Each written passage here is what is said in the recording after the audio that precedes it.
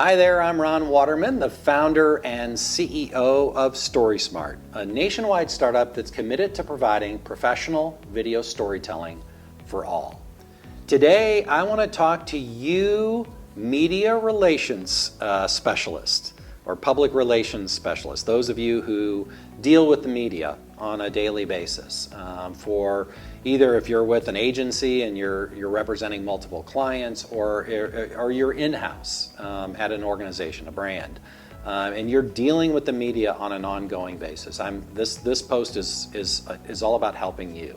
I used to do that on a daily basis for a living. I've spent several decades in communications or public relations, media relations being a subset of that. And I can tell you, honestly today, I think you're committing media relations malpractice if you're not investing in telling your own story. First, invest yourself. And the reason I say that is because the practical reality is, so if you're dealing with the media, your job is to provide information to the media so that they cover your client accurately. Well, guess what? The first place that any member of the media is going to go to is your website and your social media whenever they're going to do an interview with one of your spokespeople, right? So my question to you is, what shows up when they go there? Have you told your story honestly and accurately there? Have you put that information out there?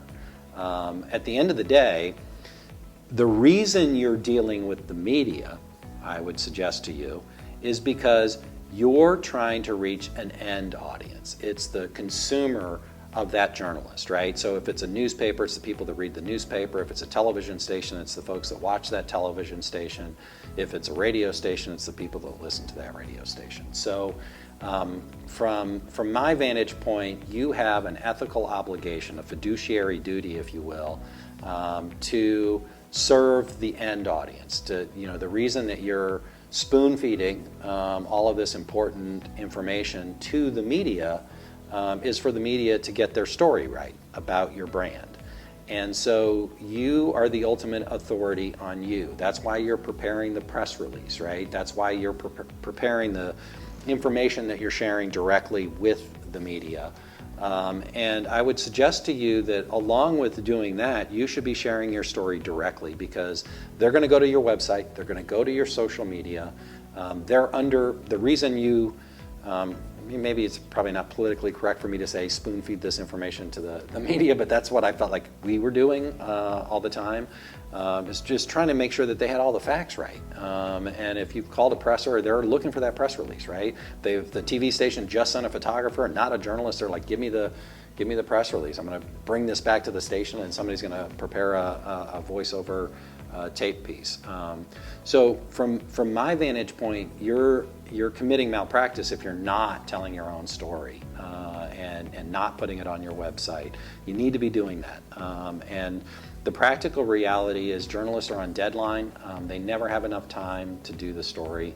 They have all these compounding pressures of not only posting their story, but posting to social media, tweeting, and all that stuff, right, that they're supposed to do. So they've got a lot on their plate, and it's your job to make their job easier. And one of the ways in which you can make that job easier is to tell your own story and to put that information on your website, make it readily available to the journalists. That's why so many of you have invested over the years in video news releases. You know that they need that digital content. Maybe you have an FTP server or a Dropbox or a thing that, here's our logo, here's some photos, here's, approved things that you're sharing, video clips. So from my vantage point, the real reason to do all of these things is, at the end of the day, the real audience is their audience. That's the audience that you're trying to reach. And you should be doing both direct communication and media relations at the same time.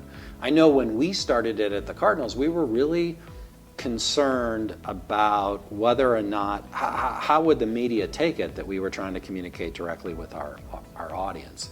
And I'll admit that we undermine their confidence at times. I remember my last season with the team, literally having a conversation with one of the beat writers that covered the team, and really kind of talking him off the ledge that I think he felt threatened that we were trying to take his job by telling our own story. And my message to him was, no, I don't see that. I mean, we work for the Post-Dispatch, the daily newspaper in this town.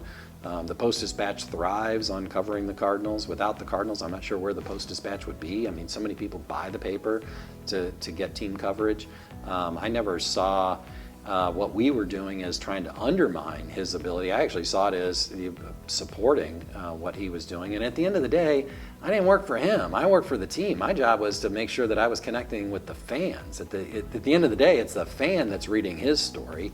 And so from my vantage point, you should always keep that in mind. It's not just your relationship with the media, it's your relationship with the audience. You're representing a brand. You have a fiduciary duty to connect with your audience and to represent your brand in the best possible way. I believe that's about controlling your narrative, sharing your story in an honest and authentic way. That's why I think you should be investing in video storytelling. You can do it yourself. You can shoot things with your own cell phone. I mean, the production quality that can come from a mobile device today is extraordinary. It's a game changer. But from my vantage point, it's not about the technology. It's about telling a story, and it's about connecting with your audience. And my message to you today is, if you're in media relations, you should also be investing in video storytelling. You can use that video storytelling to connect directly with the audience that media member is trying to reach. And you are speaking to them, because when they are covering you, they are looking to you to be the ultimate authority on you. And so when they go to your website, when they go to your social media, what shows up? What do they see? What news and information is there? And so my message to you is, you should put your story out there. You should tell it yourself. You should use brand journalism. You should use the same methodology. I believe fundamentally in that. It's a very authentic, high integrity process. You should do that. You should make it available. And yeah, you're the ultimate authority on you. So anyway, I've beat this drum hard enough. I hope you've got that message. I think what you do is very important, and we're here to help you. And hopefully this video was helpful. If you have any questions, or you have any suggestions on topics that you'd like to see covered, feel free to message me.